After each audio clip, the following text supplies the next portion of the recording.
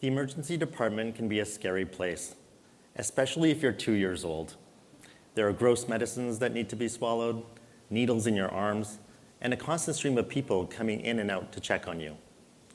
And if you come in with severe belly pain, that can mean that you can't eat for several hours while you await the results of an ultrasound and blood work. As a pediatric emergency medicine doctor, this is a process I go through on every shift. And I can tell you, some of the most remarkable people I get to work with are toddlers. Toddlers are special because of what happens when I go back in the room. Most of the time, I get to tell families that the ultrasound was normal and that their child can eat again. Parents are at the edge of their seat, waiting with their child's favorite snack, usually crackers. But somehow, just by looking at me, these little people are able to detect that I too have not eaten for several hours since I started my shift. And very often, with a smile, I'm offered the very first cracker out of the packet, if not the third after it's been licked. For me, these are always heartwarming moments, but for toddlers, it's just normal behavior. After years of having the privilege of working with these little people, I can tell you that we have a lot to learn from them. The term terrible twos completely mischaracterizes them. Toddlers spend much of their day playing, laughing, being nice to others, and helping other people. Sure, we could probably teach them a thing or two, but the lessons we can learn from toddlers are profound. And I hope to show you how thinking about and acting like a little bit more like a toddler can help improve your life. Toddlers are special because how nice they are to others. They act kindly in a wide variety of situations, and it doesn't matter to them who the other person is or how they've behaved. They act kindly to robots, to strangers, to animals. And even if the other person has acted selfishly or is antisocial, they're still nice to that person. This was shown in a study from Spain, where toddlers were paired with an unfamiliar adult. In this study, there were 2 levers. Pulling lever 1 would give only the person who pulled the lever a sticker, while pulling lever 2 would give both people a sticker.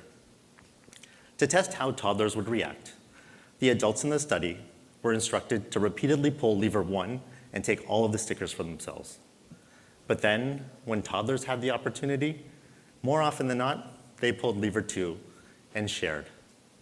As the authors of the study conclude, toddlers have a basic tendency to be nice to others, and not even repeated selfish behavior can erode this. What's special about toddlers is the happiness they get from giving. In another study, toddlers were given a bowl of crackers and asked to share these with a puppet friend. Throughout the experiment, their facial expressions were recorded and analyzed for happiness.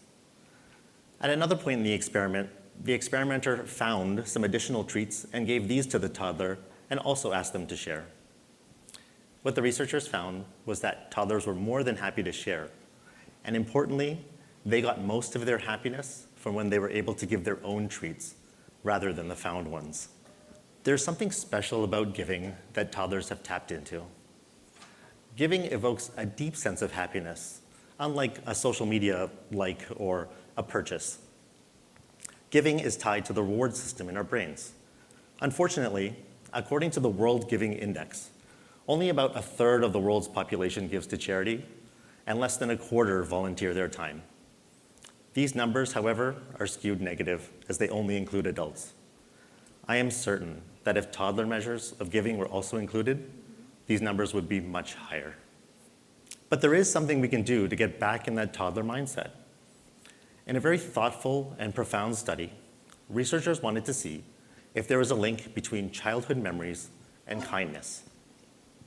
They took 2 groups of adults, and in the first group, they asked them to write down positive memories from childhood, while in the second group, they were instructed to write down memories from a recent trip to the grocery store as a control group.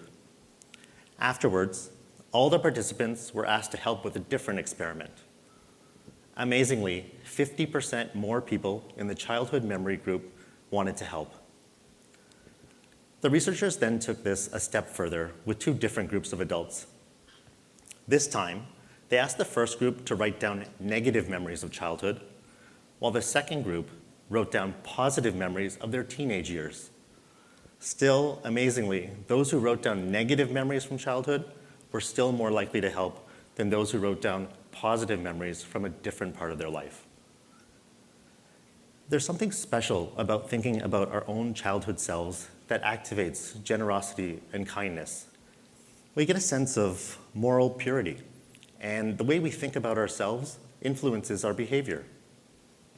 I want you all to take a moment right now and think about childhood you. What were you feeling? What were you doing?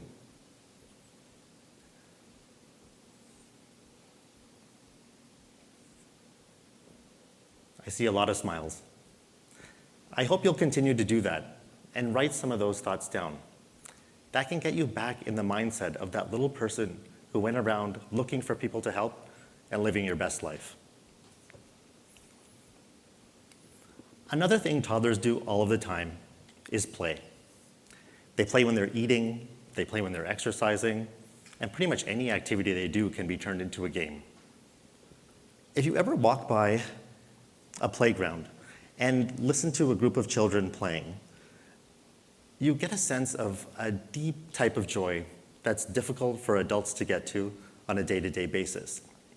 But you can see, if we were able to get a little bit closer to that point, how good it would be for us. Play in adults has been shown to decrease stress. This was demonstrated in a study from early on in the COVID-19 pandemic, where more playful adults were shown to be less stressed and they were able to handle stress better. And aside from decreased stress, play can help increase creativity.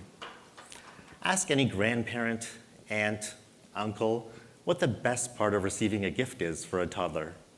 Often, it's the box it comes in. Sure, the toy has flashy lights and makes fun noises, but the box can be any number of things, from a 3D mural for their paint set to part of a castle and beyond.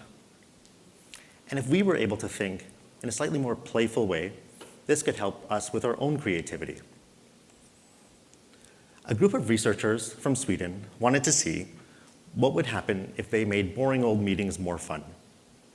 They took 18 different meeting groups, and all they did was halfway through the meeting, they put different objects on the meeting tables. In half of the groups, they put a bowl of fruit and some chocolate. And in the other half, they put one of several fun items, like a stick-on mustache or a foam dart gun. The meetings were left to continue, and at the end, when everything was analyzed, the researchers found that those who had the more playful items in their meetings had an increase in collaboration, an openness to new ideas, and higher productivity. And this is something we can all do in our meetings to bring a little bit more fun into our lives. And finally, just like thinking about our own childhood selves can bring out kindness and generosity, the same is true for play. In a study from North Dakota State University, undergraduate students were asked to imagine a scenario where classes were canceled for the day and they had to write down what they wanted to do. They had two groups of students, and the only difference was that the second group was asked to think as a child. The differences were stark.